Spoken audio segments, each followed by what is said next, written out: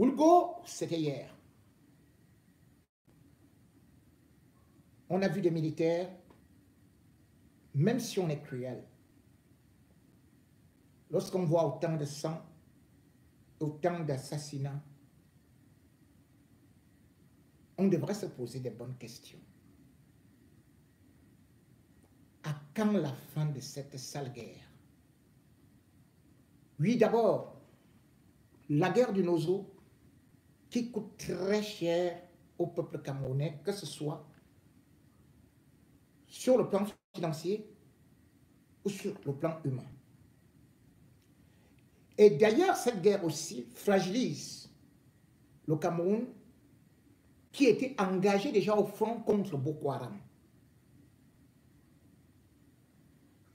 Quand on regarde l'actualité, les médias nationaux, les médias conventionnels ne vous parlent pas de ce qui se passe actuellement.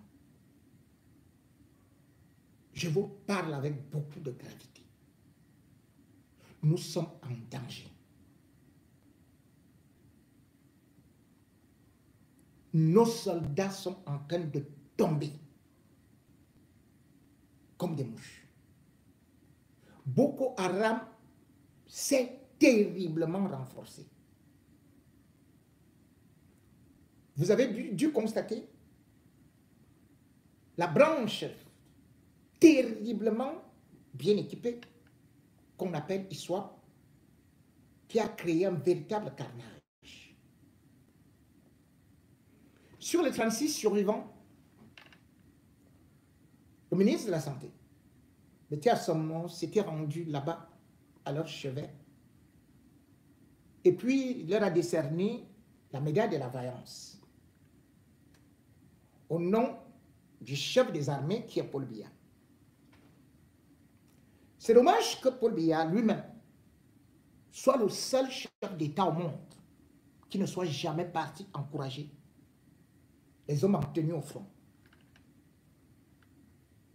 Ceux qui meurent, parce que je peux vous dire que j'en connais certains,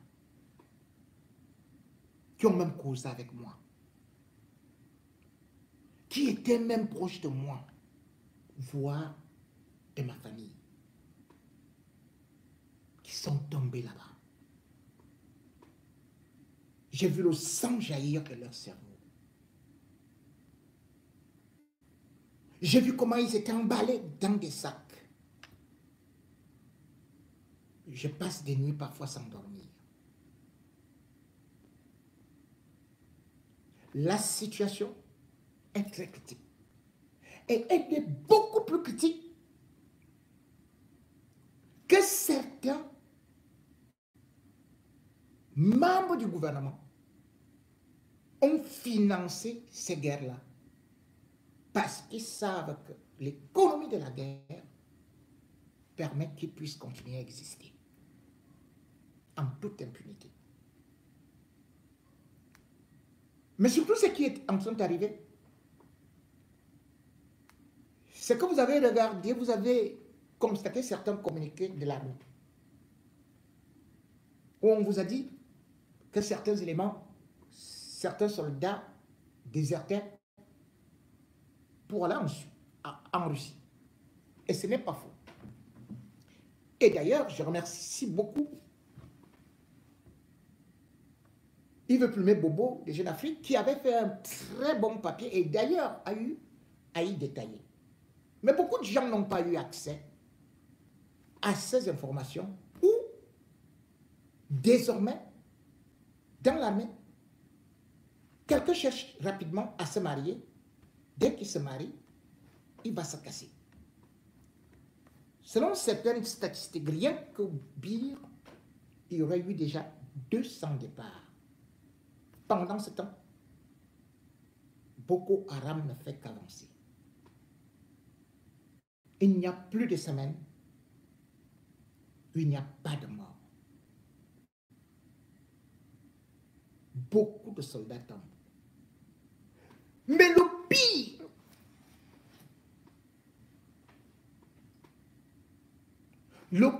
c'est qu'aujourd'hui, il y a des failles et il y a des divisions. la division entre le BIR, les forces spéciales et l'armée de terre, parce que certains estiment qu'ils ne sont pas assez bien traités.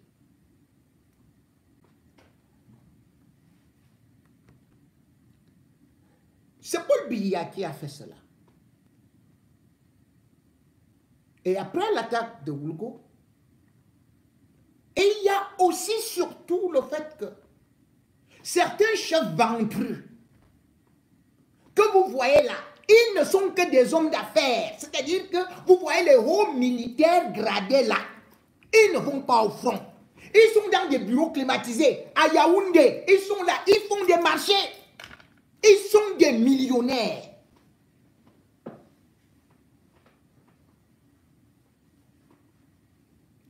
Et alors les enfants, parfois envoyés seuls, commencent à se décourager et à vouloir tout abandonner.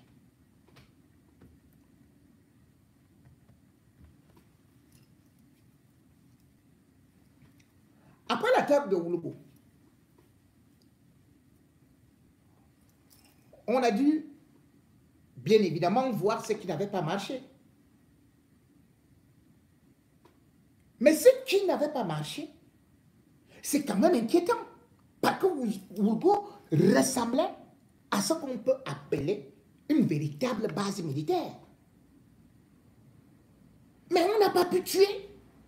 On n'a pas pu éliminer, on n'a pas pu anéantir un seul élément de Boko Haram. Peut-on dire que notre armée est si incapable? Et pourtant là-bas, il y avait plusieurs corps. Quand on parle de corps, il y a d'abord la force multinationale. Et là, il faut dire la vérité au peuple camerounais. La force multinationale est devenue presque une coquille vide. Depuis 2 mois, presque. C'est-à-dire que le Tchad, le Niger sont partis. Pourquoi? Parce qu'ils s'accusent le régime et surtout ils accusent Biya de ne pas fournir un certain nombre d'efforts. Et je vous avais dit, ça va nous rendre très vulnérables. Parce qu'il faut savoir que dans cette force multinationale, au temps du maréchal Idriss Déby, non. Idriss Déby, plutôt, père, est celui-là qui fournissait un certain matériel. Parce qu'il faut savoir que le Cameroun est sur plusieurs fronts. Et que l'armée, et bien évidemment, comme on dit, c'est plusieurs armées, ne peut pas avoir ou bien les mêmes investissements comme l'armée du Tchad. Ah oui, l'armée du Tchad a un matériel qui est parfois plus adapté pour, par exemple, escalader, monter des collines et aller à l'attaque contre Boko Haram.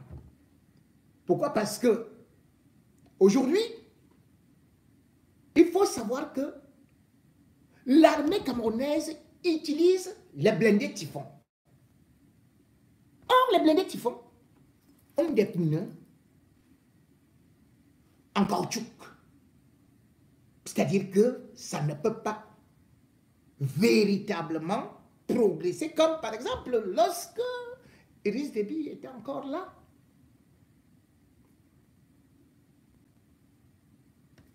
Le matériel qu'il avait acheté n'avait rien à voir à ce qu'on peut avoir aujourd'hui. Pourquoi? Parce que on pouvait avoir des chars de guerre, mais surtout des chenilles blindées. Vous voyez, les chenilles blindées, ça vous permet, c'est-à-dire qu'avec vraiment de monter. Aujourd'hui, il y a une armée qui est équipée et qui peut répondre à certains besoins. C'est le BIR. Quand le BIR va attaquer Boko Haram, ils peuvent aller avec 2 godets. Et godet, c'est un nom comme ça, c'est une sorte de caterpillar, on attaque et après, parce que le BIR est la force offensive, les autres sont défensives. Et c'est pour ça qu'on vient les tuer dans des camps. Et pourquoi est-ce qu'on les tue dans les camps? Voilà donc le problème. Pourquoi on tue de plus en plus nos éléments dans nos camps? Parce que, plusieurs chefs de l'armée de terre n'y vont jamais. Vous allez voir des gens avec des gros ventres comme ça, ils sont dans des bars, ils sont ceci et cela et tout et tout et tout. Et ils envoient des sacs à dos, c'est-à-dire que les soldats, pour aller mener des opérations.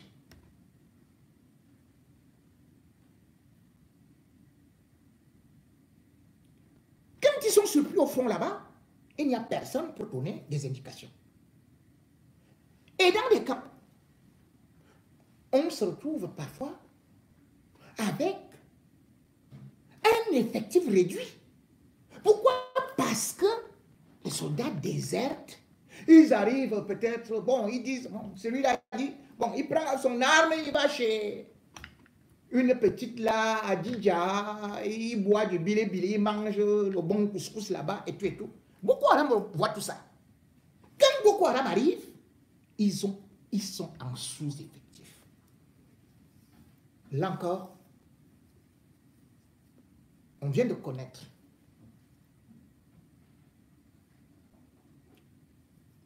une autre cuisante défaite. Pas seulement du côté de Boko Haram, mais aussi du côté des Ambazoniens.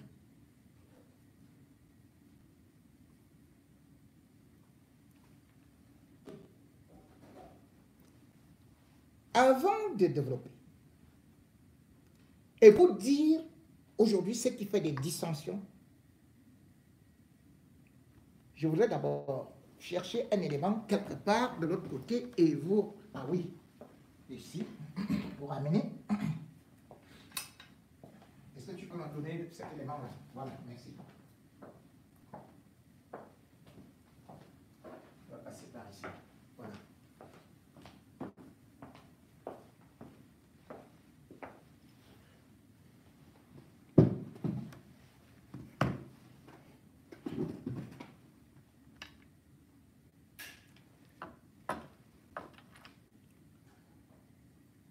Vous avez vu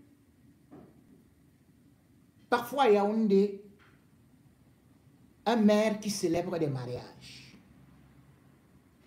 et qui danse beaucoup. L'un des mariages qui vous a certainement marqué, c'était celui d'un soldat avec une jeune fille où il avait dépassé le maire avec des jeux de jambes et on disait pied de serpent.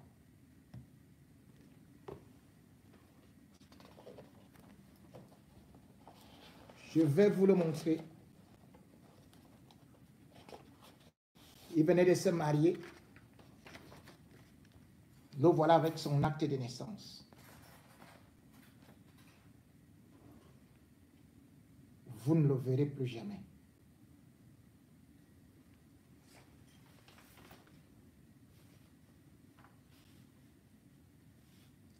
Sa jeune femme est désormais veuve et je ne voudrais pas beaucoup y commenter. Parce que les conditions de sa mort me font terriblement mal. Il y a des images qu'on ne peut pas montrer parce qu'elles sont beaucoup horribles. Et il y a aussi un autre qui venait de danser, qui était dans le bir et qui a été affecté. Vous allez aussi le voir bientôt. Le voilà, il était dans le bir et il a été juste affecté il y a quelques 2 mois,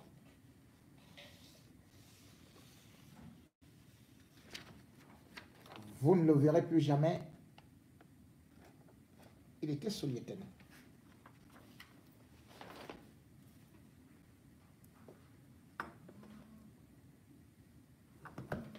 Veuillez m'excuser.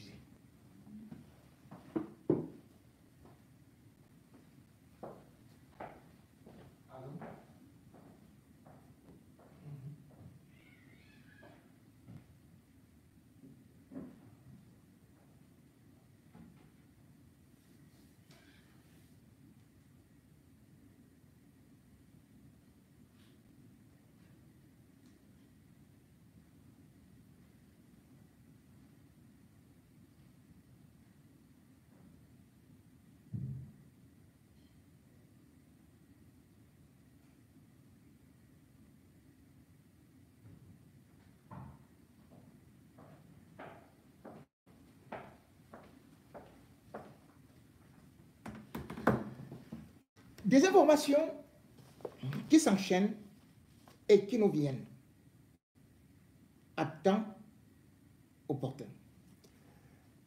Je dois dire que dans la dernière attaque,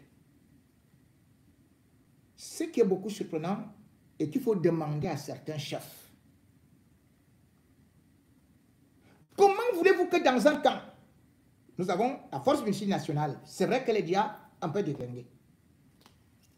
Dans la même base, il y avait le bêta. Le bêta, c'est une force spéciale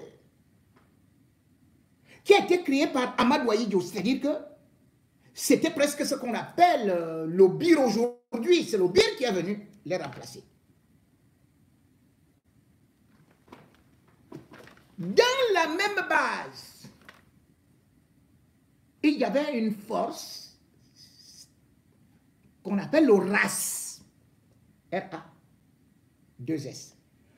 Le RAS, c'est le régiment d'artillerie sol-sol. Ça intervient bien évidemment, même à des distances très éloignées. Le problème, c'est quoi? C'est que seul Paul Biya peut y donner accès. Peut y donner l'autorisation. Or, à quel moment on verra Paul Biya? Comment verra-t-il pour qu'il actionne? Parce qu'on peut frapper, même si c'est à Douala ou bien à l'extrême nord, on peut frapper étant à Yaoundé, à distance. Vous connaissez la situation de Paul Biya aujourd'hui. Dans le même camp, il y a le BBR, le bataillon blindé de reconnaissance. Et dans le même endroit, il y a ce qu'on appelle les forces spéciales. Les forces spéciales, c'est quoi? Les Camerounais ne savent pas encore ça, mais c'est une unité qui vient d'être créée, qui est beaucoup, comme on appelle, une force spéciale française, parce que les officiers sortent de l'armée camerounaise encore, Saint-Cyr et tout et tout. Donc c'est pour équilibrer. Les forces spéciales sont d'un côté, c'est la France. Et de l'autre côté, vous avez le BIR qui est Israël. Nous ne pouvons pas comprendre comment est-ce que les Amazoniens ou bien Boko Haram, prenons même Iswap, là c'est Iswap, arrive, tue tout le monde et on ne neutralise personne. Mais ce qui est encore beaucoup plus inquiétant, c'est la dernière perte. Et les images qu'on a vues, c'est même pas Iswap. C'est des combattants amazoniens qui ne sont pas hyper équipés comme Iswap. Comment ont-ils pu faire pour neutraliser les éléments de l'armée nationale. Tout de suite, je vous montrerai certaines photos, mais il nous revient également une assez bonne nouvelle parmi toutes les photos qu'on présentait. Il y a une de ces personnes qui est encore vivante et qu'il a dit qu'il peut encore danser. Et ça nous fait beaucoup de joie parce que nous ne parvenions pas à le retrouver et parce que certaines personnes étaient aussi perdues. Mais par contre, comme nous disons sur le terrain, on arrive, on emballe et on ne sait pas souvent ce qui se passe derrière.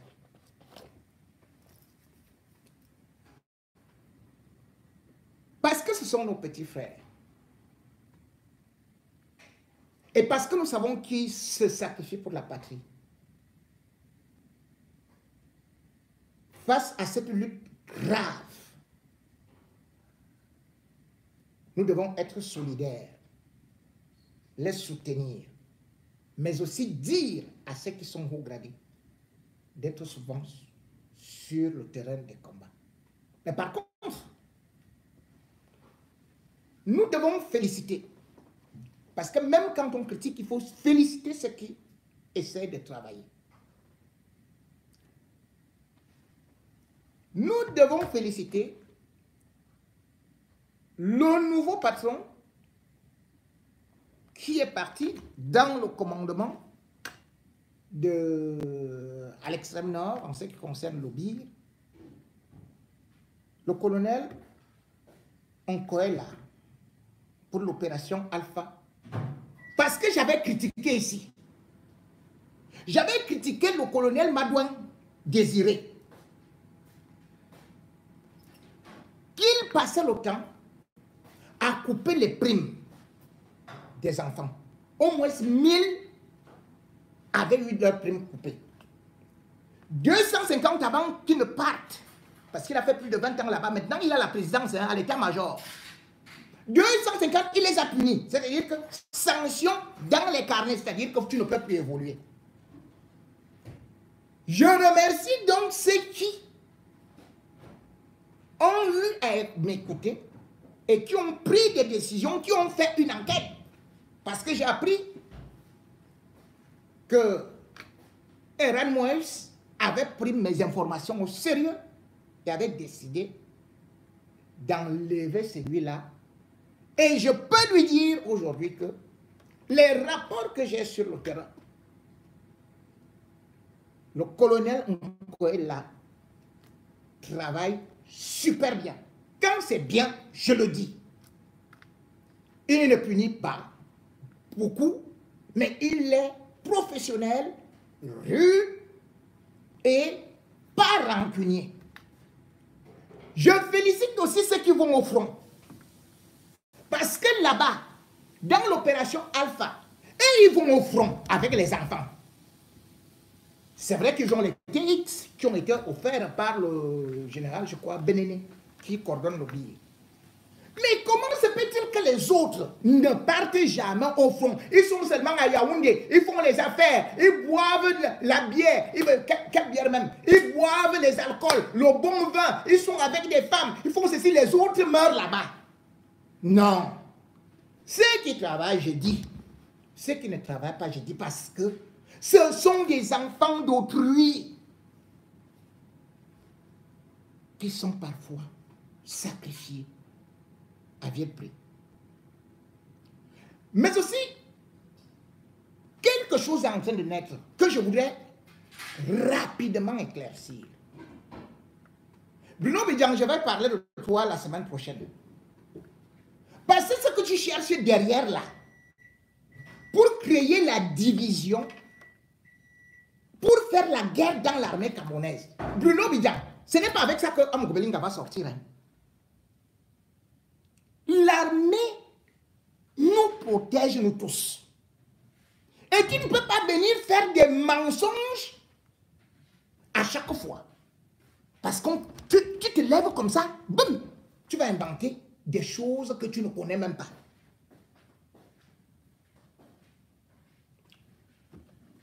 Ce n'est pas moi qui ai fait cet élément, mais c'est un reportage de Canal 2, ou bien je crois quelque chose,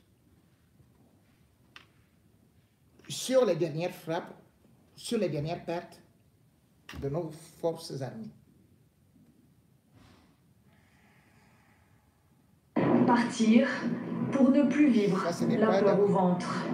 Ces villageois quittent le camp de Ngetchewe. Un départ dans l'urgence, quelques affaires emportées à la hâte. Direction la ville voisine de Mokolo, plus sûre. Il y a une très grande peur. Vraiment, celui qui a vécu ces scènes n'a plus... Attendez, tu vas là-bas. Va alors là-bas. Pas là où tu sors seulement les yeux. À l'extrême nord du Cameroun, servait de refuge pour les populations locales en cas d'attaque djihadiste. Mais certaines familles s'y sont installées de façon pérenne. Il y a quelques jours, un attentat est survenu en pleine nuit. Pour le maire de la commune, aucun doute, c'est la signature de Boko Haram. C'est le kamikaze. Parce que nous avons découvert des corps inconnus, parmi dont les décès. Bilan, au moins 18 morts. Les blessés, une quinzaine, sont soignés ici, à l'hôpital de Koza. Ceux qui sont restés au village ne trouvent plus le sommeil, terrifiés à l'idée d'une nouvelle attaque. Sur place, l'armée patrouille. Les effectifs ont été renforcés, mais pour beaucoup, cela ne suffit pas. On ne peut pas dormir. On a perdu beaucoup de familles. Ce que nous voulons, vous ajouter nos armées, les armées au village.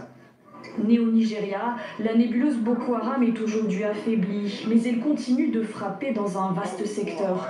Tchad, Cameroun, Niger, tous ces pays subissent régulièrement sur leur sol des attaques attribuées aux groupes terroristes. 52, rien qu'en juin dernier au Cameroun, selon les Nations Unies. Des attaques essentiellement dans le but de voler du bétail ou des vivres. Une question se pose aujourd'hui, le village de Ngetchewe a-t-il été la cible de représailles ? 7 jours auparavant, l'armée camerounaise avait annoncé avoir tué 5 combattants de Boko Haram.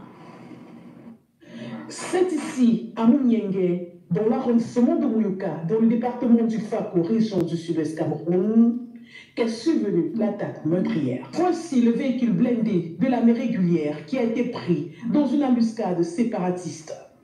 Le blindé est monté sur un engin explosif improvisé, enfoui dans cette route en terre. Déflagration qui s'en est suivie a endommagé ce véhicule militaire, provoquant ainsi la mort de 2 soldats camerounais et 3 blessés graves dans le rang.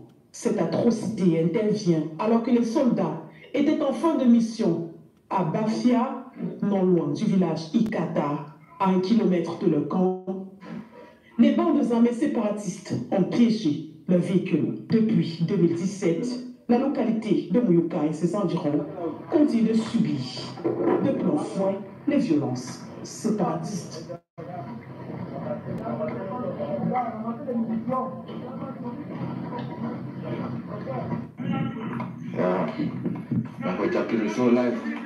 We don't shoot them, they don't run far, they never stand. They stand so small, they don't raise the motor. Yes. Shake, you know, they shake, not down this, then I go down. Then I go down, then I go down. Shake, you know, they. We just kill so like, they don't shoot them, they don't run far, they never stand. They stand so small, they don't raise the motor. Shake, you know, they shake, not down this, then I go down. Then I go down, then I go down. Shake, you know, they. If they get my men, they come on, not face to face. Life, shake, no, yeah, but confirm ability, we're not again. Better can't hold this one, so. Can't hold this one. Better? Can't hold this one.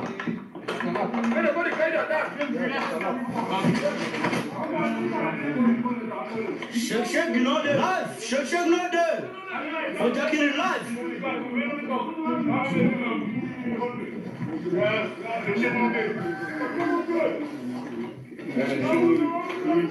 Bon.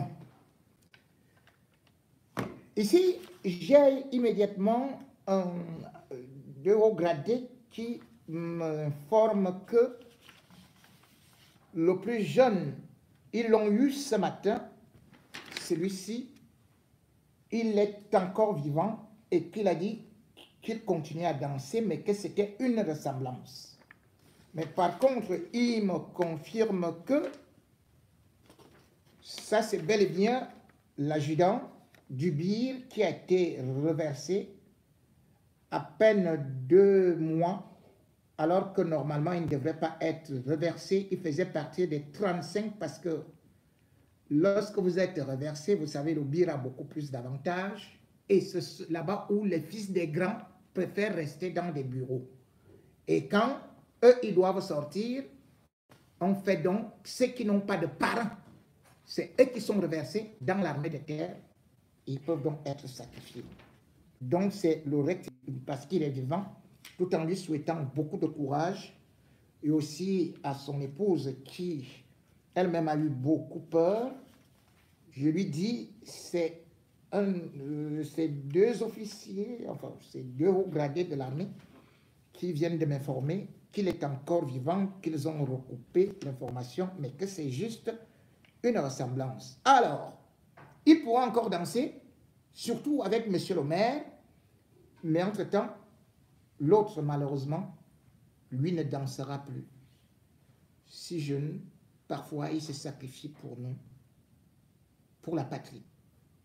Les ministres, eux, ils disent qu'ils sont des patriotes, mais volent, Bondayolo, aujourd'hui d'ailleurs, qui se trouve derrière les forces spéciales et qui se dit que Ngongo étant aussi derrière le BIR, ils sont donc en train de se battre. Et c'est eux qui créent justement des divisions dans l'armée pour que chacun se dise qu'il va arriver au pouvoir avec une force armée. Mais pour l'instant, comme j'ai dit, la dernière danse.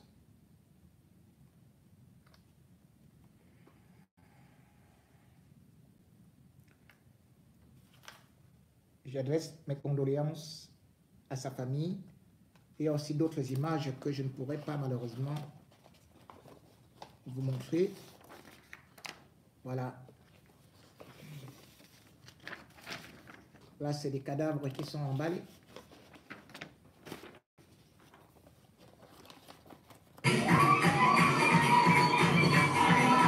Ah. Bon. On m'a rassuré, c'est un officier supérieur qui m'a rassuré que lui, il est encore vivant. Mais il est au fond de la guerre.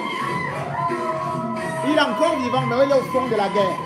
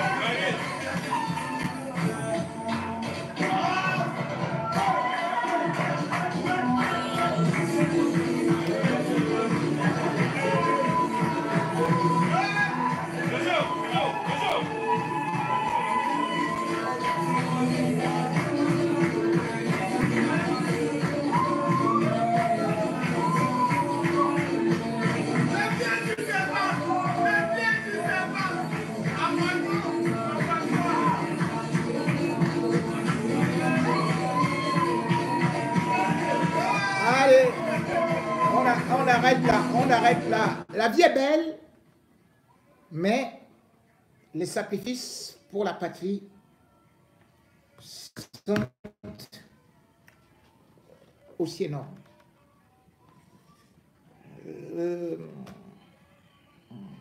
La hiérarchie militaire m'a dit de ne pas présenter, ils m'ont supplié gentiment de ne pas présenter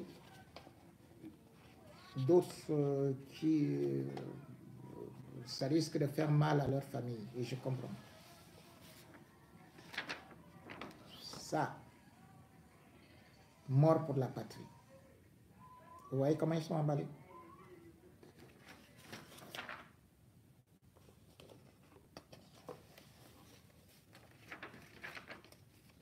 Mort pour la patrie.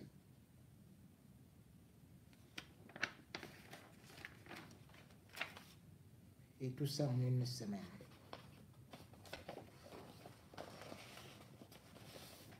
Avec bien sûr tout ça.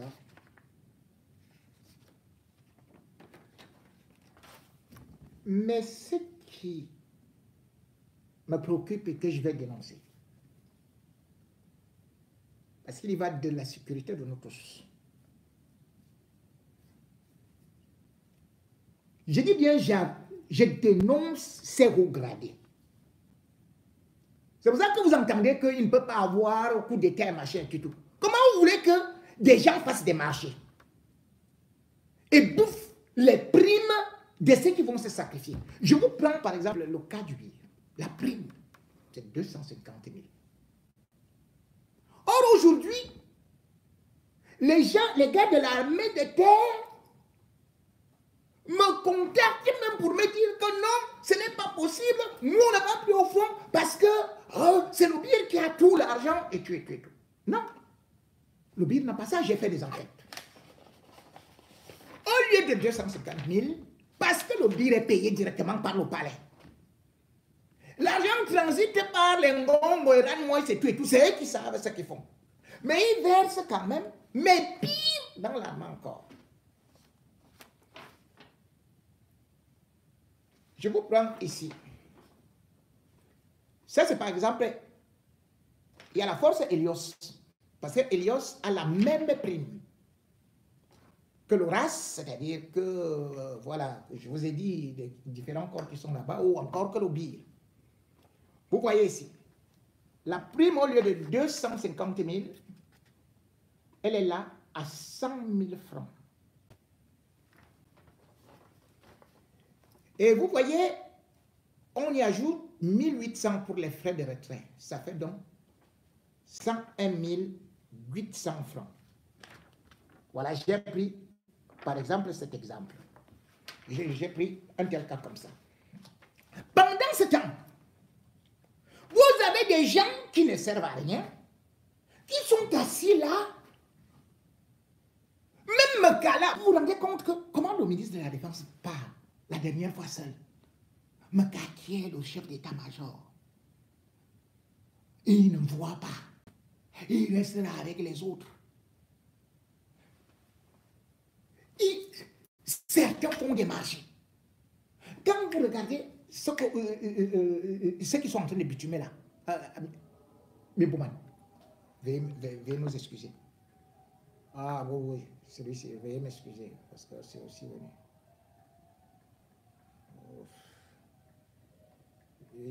Lui, malheureusement, il ne pourra plus jamais danser. Eux là, ils ne peuvent pas danser, ils ne peuvent plus jamais danser. Bon, je préfère les garder.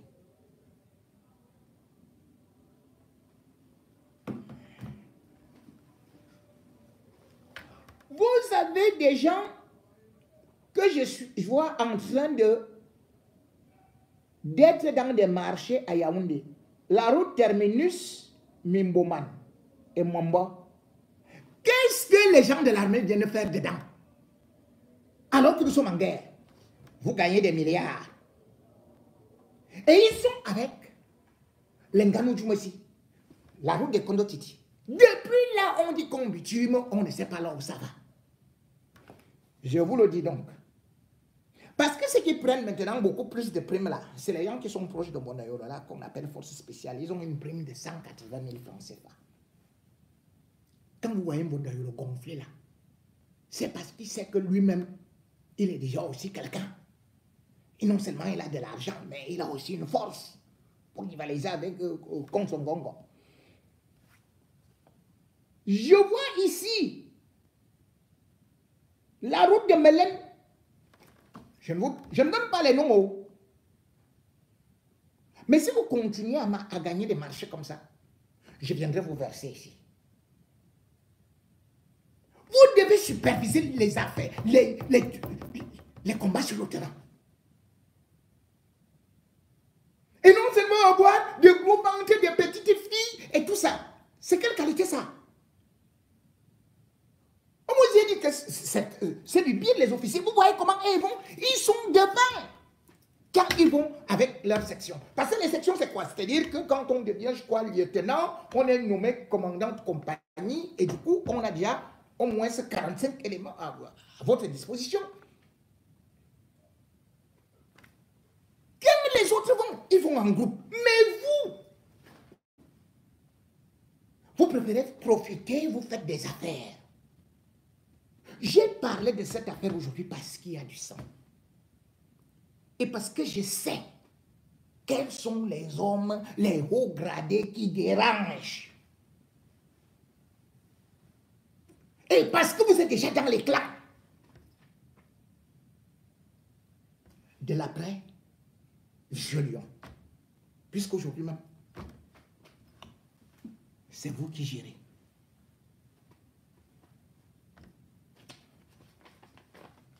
Puisque je n'ai pas assez de temps, je passe d'abord.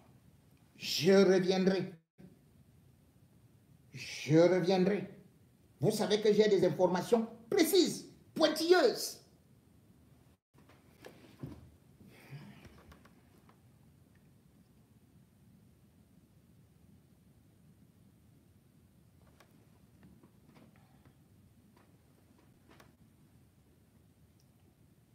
Si l'armée utilise les Kalachnikov, des canons,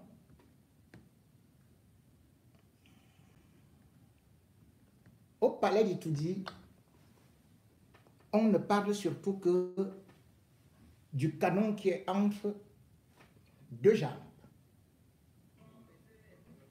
Bien excusez. Vous voyez ça? Ça, c'est les Ambazoniens qui sont en train de danser après avoir tué beaucoup de militaires camerounais. Je ne vais pas faire leur publicité aussi. Même comme je sais que c'est aussi des Camerounais. Mais non, non, non, j'arrête. Voilà. J'avais beaucoup d'éléments à vous montrer, mais... Bon, voilà.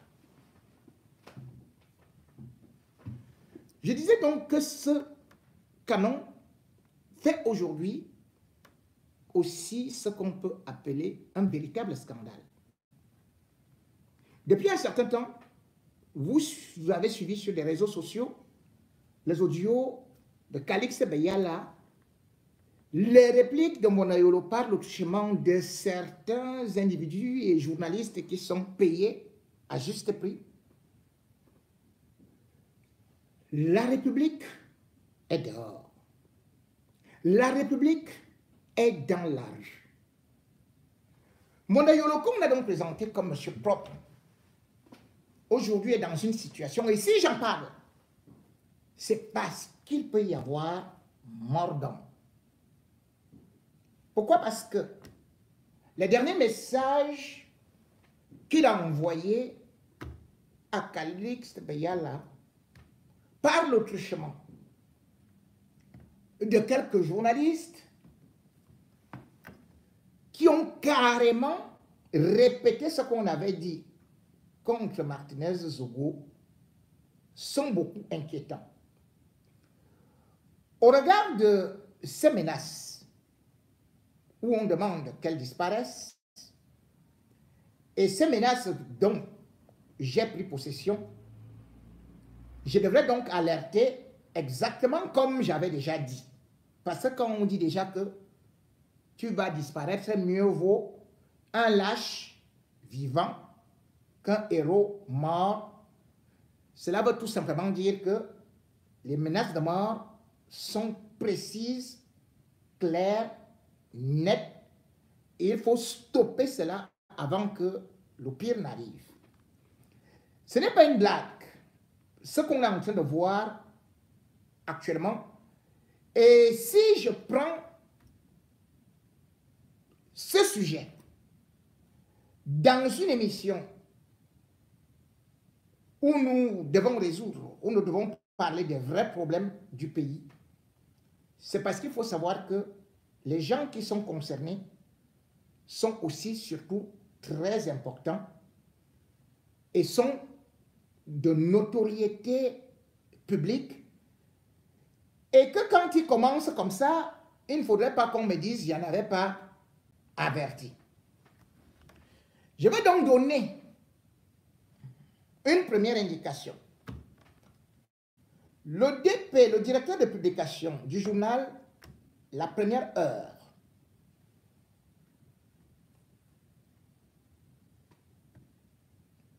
qui travaille pour Mbondayolo, n'a pas mis les gants pour menacer effectivement Calix Veyala de mort.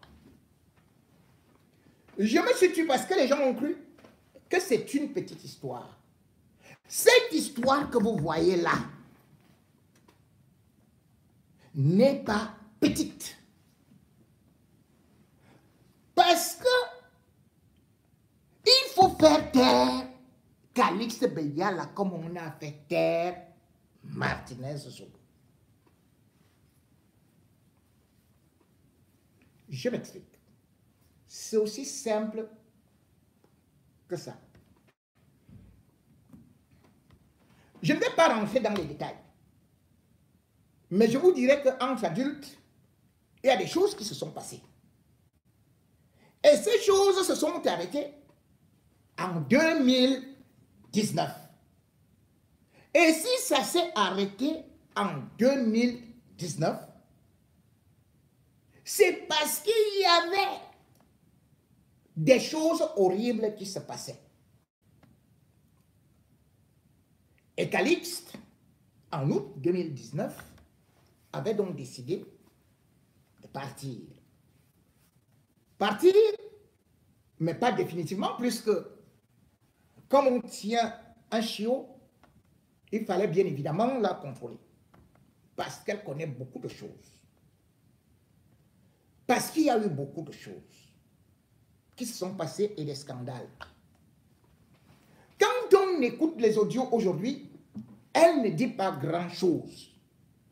L'audio a été envoyé à Mbondayolo, le directeur du cabinet civil. Puis, à un ami de Mbondayolo, dont je ne vais pas citer le nom, et au petit frère de Mbondayolo, qui est son secrétaire particulier.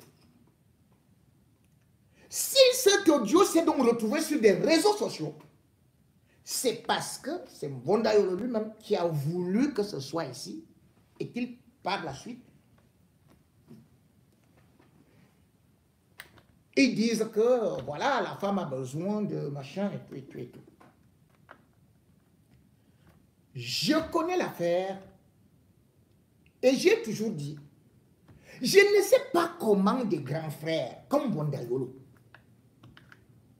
sont toujours dans des histoires sales. Et il veut dire qu'il est monsieur propre. Il veut dire qu'il est monsieur propre.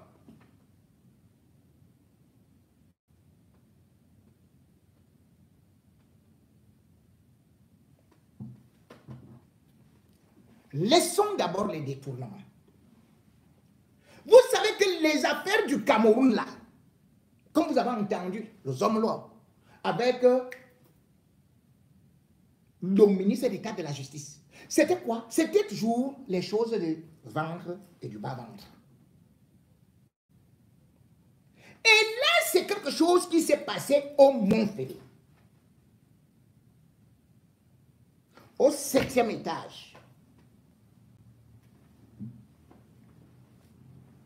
Mbondayolo a voulu parler des choses. Grand frère, tu sais que c'est comme ça que je t'appelais, non? Qu'est-ce qui s'est passé avec Prof?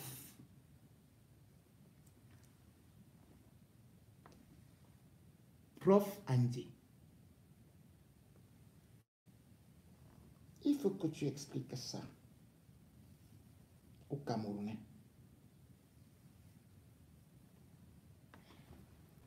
Qu'est-ce que Prof venait faire à l'hôtel Mont-Fédé où était aussi logé Calixte Veyala?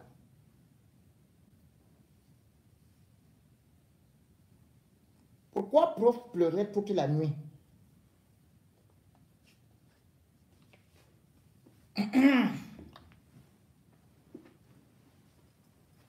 Beaucoup d'entre vous ne connaissent pas qui est prof.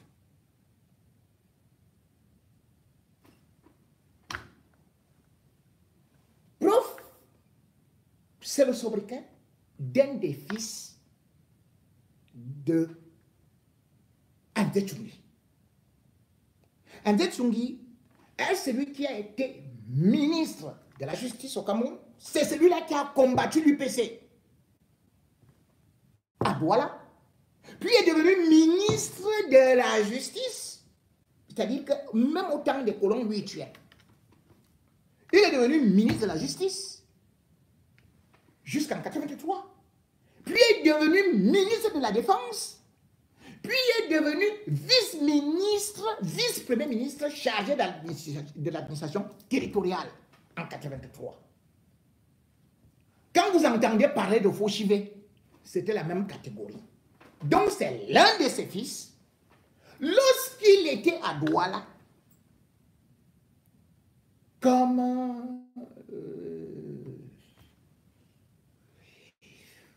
un délégué colonial. Nous sommes dans les années 62 à 65. C'est là où naît donc son fils qui s'appelait Ndoba Andi Gervais.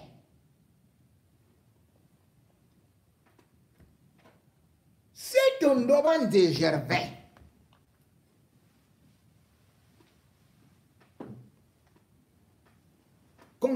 qu'on surnommait Bonanjo, parce qu'il est né à Bonanjo, quand son père était vraiment fort là-bas. J'ai dit qu'il écrasait tout sur son passage. Il avait un autre frère. Bon, d'ailleurs, il faut aussi nous expliquer ça. Nestor Andi. Je vous rappelle que les deux sont morts. Bon, d'ailleurs, il faut expliquer comment ils sont morts. Tu es monsieur propre. Est-ce que c'est ce que tu veux que? Comme on t'a surpris seulement avec prof,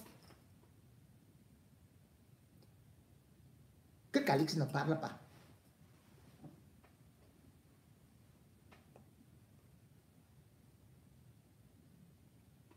Mais Calix ne connaît pas toutes ces histoires. Elle connaît à peine une petite chose. Qu'est-ce qu'elle connaît? Toi-même, tu sais, quand tu arrivais, et prof pleurait en bas. Tu connais le soir où je t'ai toujours dit que là où vous partez là, que ce soit au Montferré ou au Hilton, dès que tu entres là-bas, je suis au courant. Tu te souviens du jour où il a commencé à vouloir se tuer là où tu avais fermé ton téléphone? Vous avez fermé le téléphone.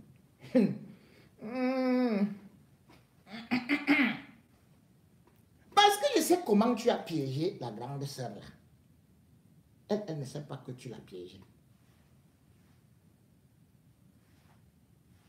Maintenant, tu fais semblant que c'est elle qui voulait de toi, alors qu'elle a fui.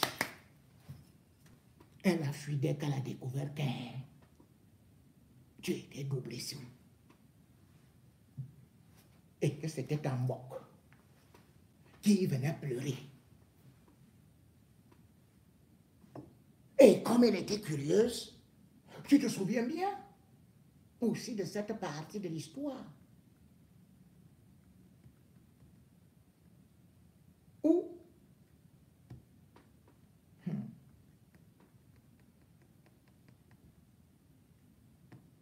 prof est venu lui dire que ta femme est en train de la chercher avec le fusil pour la tuer. Parce qu'il était où elle était jalouse. Bon, enfin, prof. Pourquoi tu ne veux pas dire à tes journalistes que quand prof tombe malade,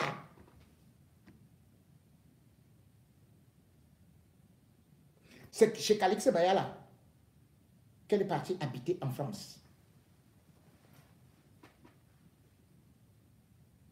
Elle était au Cameroun. Avec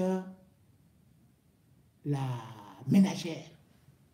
Tu te souviens, une fois là, j'étais en train de pomper Calixte. Et c'est là où j'ai mené mon enquête pour savoir ce qui se passait exactement. Est-ce que Prof mangeait tant que tu n'appelles pas? Comme tu es monsieur propre, si tu veux faire gnac, on va tout balancer. Est-ce que même au palais de l'unité, est-ce que Prof travaillait là-bas? Qu'est-ce qu'il faisait là-bas jusque tard dans la nuit, matin, midi, soir?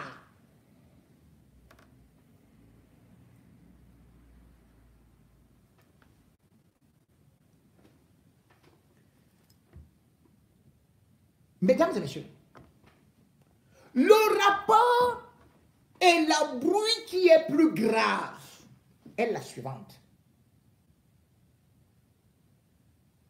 L'assassinat de Martinez Zogo. Vonda Yolo, on va t'arrêter. Fais quoi, on va t'arrêter. Vous vous souvenez que la première fois que Martinez va en prison, c'est Vonda Yolo qui porte plainte en disant que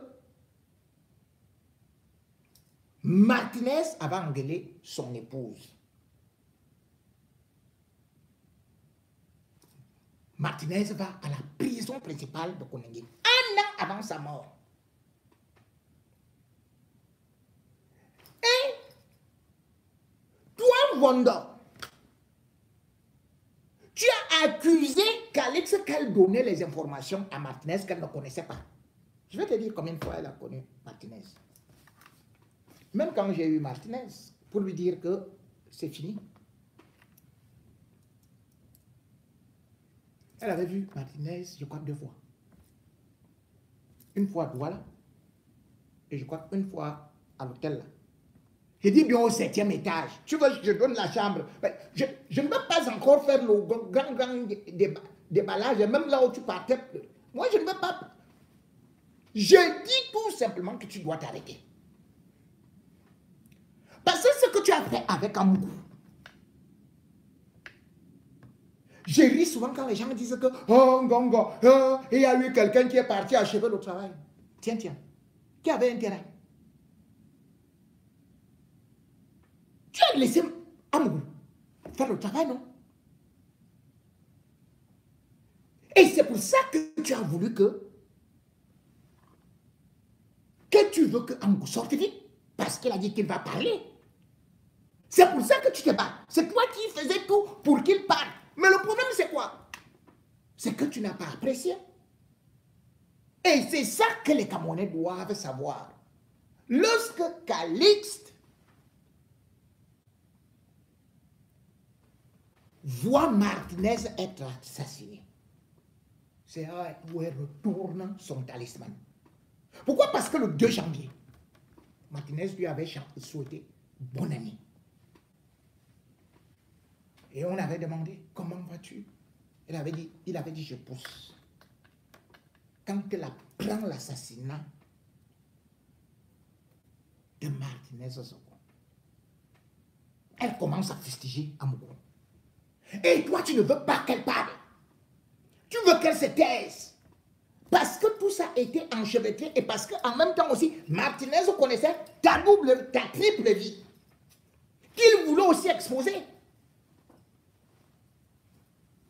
Je vois des gens qui viennent écrire là. Mais moi, je ne suis pas dans vos choses là. Si les gens parlent là, je donne tes 2 numéros tout de suite là. Parce que tu fais... Parce que les gens croient que... Moi, je te connais trop bien.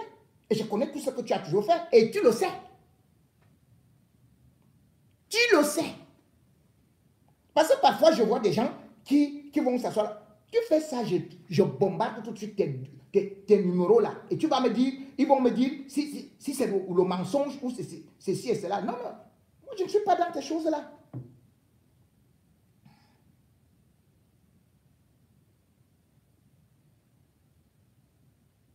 Mais je veux tout simplement dire, bon, Voilà un là. Plus 237, 67. Ta, ta, ta, ta, ta. Ça finit avec 32, non? Parce que tu avais dit aux gens que tu... Ok.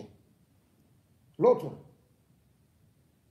Plus 237, 69, ta, ta, ta, ta, ta, ta. Ça finit avec 10. Bon. Si tu veux, je donne coup. Hein. L'autre, plus de 137, 6, 99, 25. Ça fait déjà 3. Bon. Tu sais pourquoi je donne ça, non? Parce que quand tu te mets avec des gens, tu nies tout.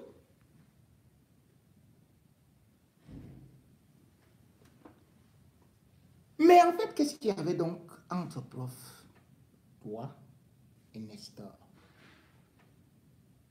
J'ai vu que tu disais que tu voulais que Carix voulait te faire un chantage et te demander de l'argent. Ce n'est pas toi qui voulais donner 15 millions et elle a refusé. Tu veux que je cite les noms? Tu veux que je cite les noms?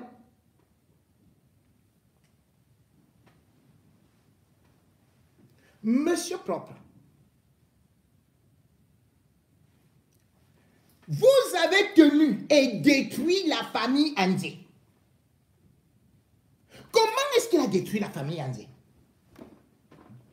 Ce monsieur est dangereux. Celui qu'on appelle prof, son père est ministre, donc il va faire l'examen opus. Il rate. Son père, qui est encore bien assis, il fait qu'il aille faire ses études à Dakar. Il revient de là, étant médecin. Et puis celui qui devient son parent, c'est le professeur Titi Sedoua. Qui était à l'époque ministre de la Santé. Ministre de la Santé. Il va commencer à travailler où? À l'hôpital obstétrique. Parce qu'il voulait aussi devenir professeur, comme le fils du professeur Essomba, qui aujourd'hui, je crois qu'il doit être directeur de l'hôpital, voilà, l'hôpital gynéco-obstétrique. Il s'appelle Arthur Essomba. C'était un monsieur sans problème. C'était un monsieur sans problème. C'est son frère qui était ton ami d'abord, Nestor Andy.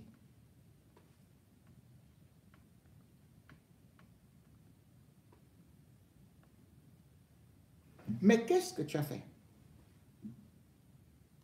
Tu as profité de la mort de leur père et surtout que Biya, comme d'habitude, il se débarrasse des gens qu'il a utilisés. Parce que je vous rappelle que c'est André Tchongi qui fait que Biya gagne l'élection de 92 à 39, combien % là. Il fabrique des résultats. Le même André, il était DGSN quand il y avait coup d'État de 1984. Il avait filé. C'était le ventre de Biya. Mais par la suite, Biya va faire qu'il sorte du gouvernement après l'avoir utilisé. Et c'est là où la débandade va commencer. En avril 2007, le père André meurt. Quand il meurt, c'est là donc où toi, le bourreau, tu commences ton travail.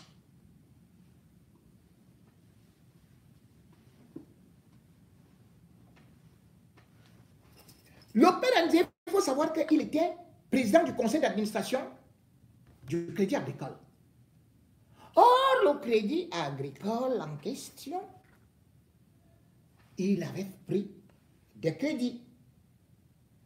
Et Ses fils aussi avaient pris des crédits. Donc, Prof et Nestor.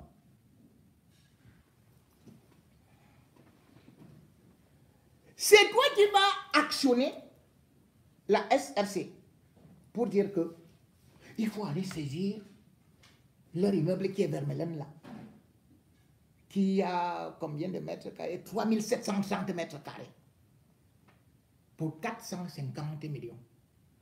Maintenant qu'ils sont dans la panique, tu dis que comme ton oncle est pour le billard, tu vas bloquer. Mais qu'est-ce que tu as fait? Comme tu aimes détruire tout le monde, tu as commencé à faire des patous. Tchoup, tchoup, tchoup, tchoup, tchoup, tchoup, avec lui.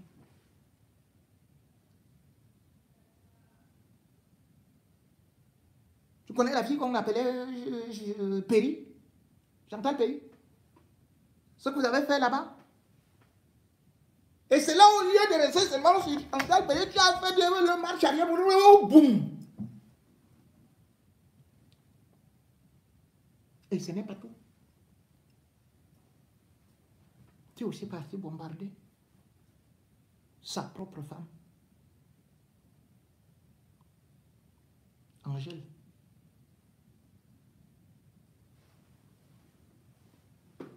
Qui est parti, non? Est-ce que tu t'es arrêté là?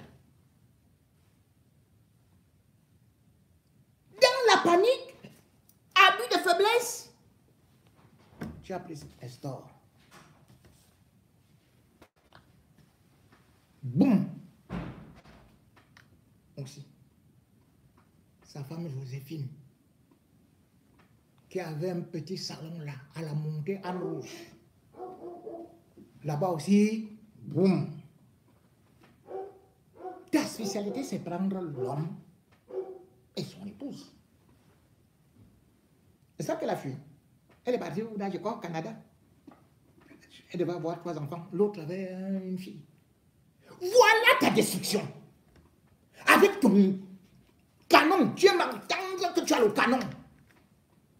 Monsieur propre.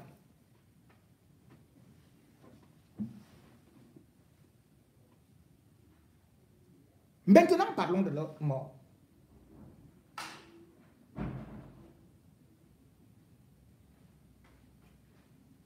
On fait mort à Paris.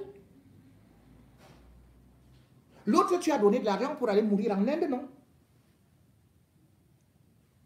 Mais au fait, qu'est-ce qui partait se soigner souvent là-bas à l'Est? On disait quoi? Hémorroïdes.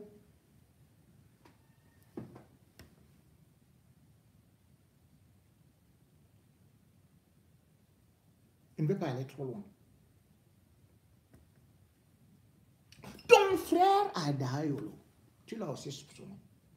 Je crois que à l'époque, c'est Calix, je crois qu'il aidait un peu, mais il est mort de la maladie de 4 lettres là. Et puis tu as aussi pris ses femmes et tout ça. Voilà. Quand je parle de ta femme, bon, tu as voulu tuer Calix et tu as mis Martinez en prison en disant que tu défendais ta femme. Quand tu es rentré de Paris, tu avais fait quoi? Ce n'est pas toi qui as détruit la famille de ta femme.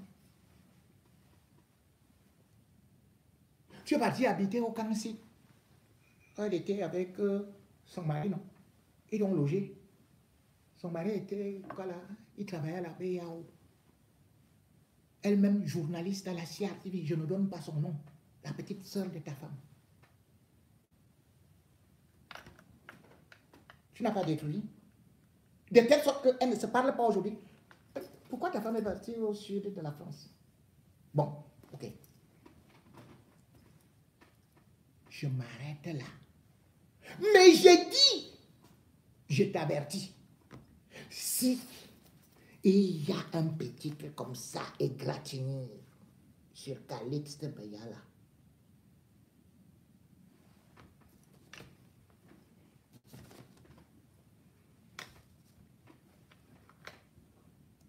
voilà des gens que tu as détruits en disant que qui croyaient que tu étais leur ami.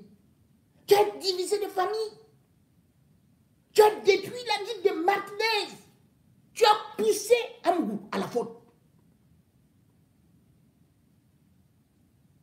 Et tu es là-dehors. Avec de l'argent.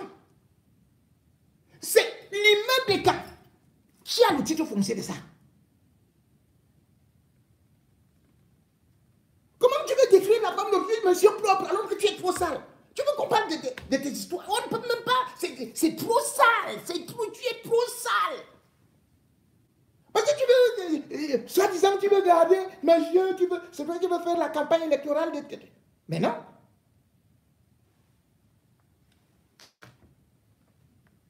Tous tes amis qui sont en prison là.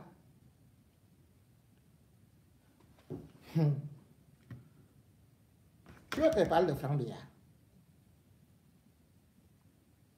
J'ai dit, fais une bête. J'ai dit.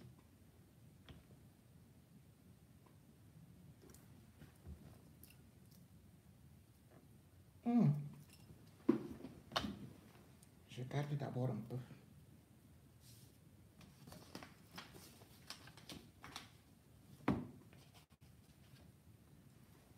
Ah, ton adjoint c'est qui? C'est Babouquin.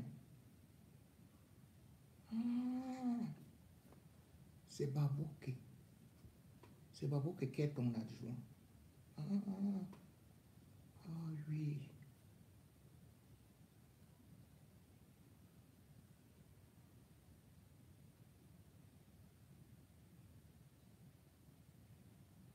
Oh là là.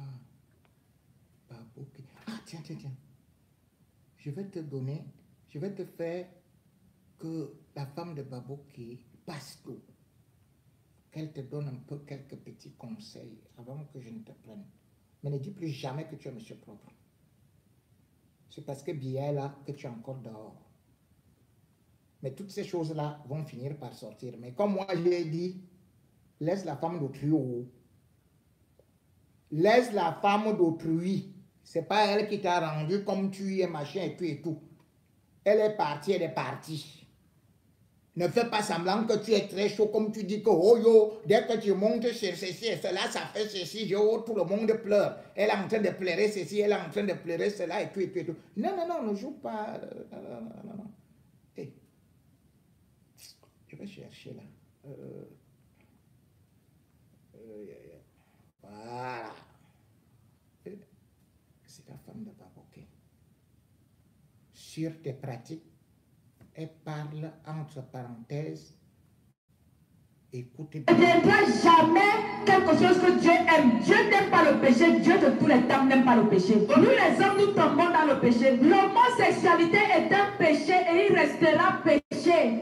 Si tu quittes la chapelle de la gloire parce que tu es homosexuel, tu cherches une église là où il y a un peu d'amour. Tu veux l'amour dans le péché. Mais regarde, je prie pour toi, mais je ne tolère pas. Jésus a dit quoi à Simon-Pierre? Le diable t'a réclamé, mais j'ai... Il n'a pas dit, comme tu es mon disciple, j'ai toléré. Combien de mariages on célèbre encore ici sans que l'homme et la femme ne s'aient conduits sexuellement? Ce n'est pas la honte. J'ai célébré le mariage de Pasteur Abdoulaye, j'étais fière. 8 ans de fiançailles, vierge jusqu'au mariage. Ils se sont mariés. Aujourd'hui, ils ont une belle petite fille qui me ressemble. Frères et sœurs, si les autres font, pourquoi pas vous? Je ne sais pas s'il y a encore un mariage qu'on célèbre ici sans qu'il y ait eu Touma avant. Frères et sœurs, on en a qui? Est-ce que c'est normal, moi-même, je viens bénir un mariage où les gens ont déjà joué les rings de boxe sur un lit avec toutes les positions? Nous sommes dans une église. L'église apprend à vivre la sainteté. Pourquoi vous voulez qu'on tolère l'impudicité? Le Seigneur dit dans sa parole qu'il n'y a pas de rapport avec les impudiques. Non pas avec tous les impudiques de ce monde. Mais toi, tu t'appelles frère, tu t'appelles soeur, tu es un impudique. Le Seigneur nous demande même de ne pas avoir des relations avec ce genre de personnes. Ce n'est pas normal, les jeunes filles. Jeunes filles, je vais vous dire, quand tu te maries à un homme à qui tu as tout donné, votre nuit de noces, vous allez célébrer quoi? Tu vas dire aux filles quoi? Les fesses qui sont déjà percées. Est-ce que c'est normal? Il connaît déjà. C'est la femme du DCC adjoint. Il a déjà tout vu. Jusqu'à tu as forniqué avec les positions qu'il y avait au soin. Au soin. Tous les fornicateurs et les fornicatrices, je vous dis, ne prenez plus le micro ici, même pour témoigner. Je mets Dieu à témoin. Je dis, ne prends plus jamais le micro. Si tu as la colère de Dieu sur ta tête, si tu veux servir Dieu, serre-le proprement. Quand tu es sérieux avec Dieu, Dieu est sérieux avec toi. Frères et sœurs, tant que je suis le leader d'ici, arrêtez ça. Je ne bénis plus un mariage pour les gens forniqués avant. Allez chercher la bénédiction ailleurs. Respectons un peu la maison de Dieu. Je vous dis, l'esprit de fornication est un esprit qui a tout dedans.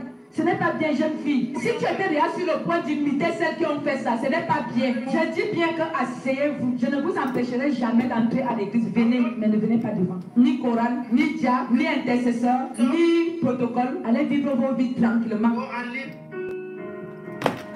Bon.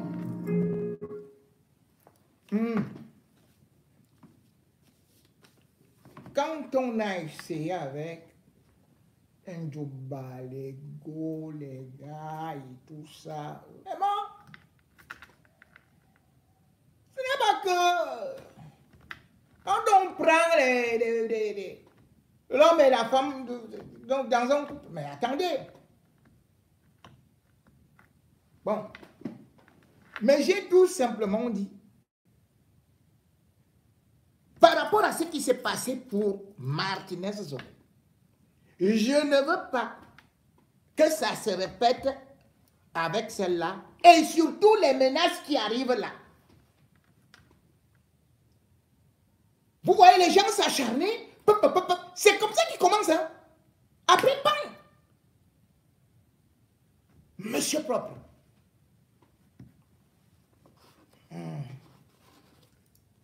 On ne veut pas finir les mégas des autres. Pour l'instant, ce que je voudrais aborder, oh là là,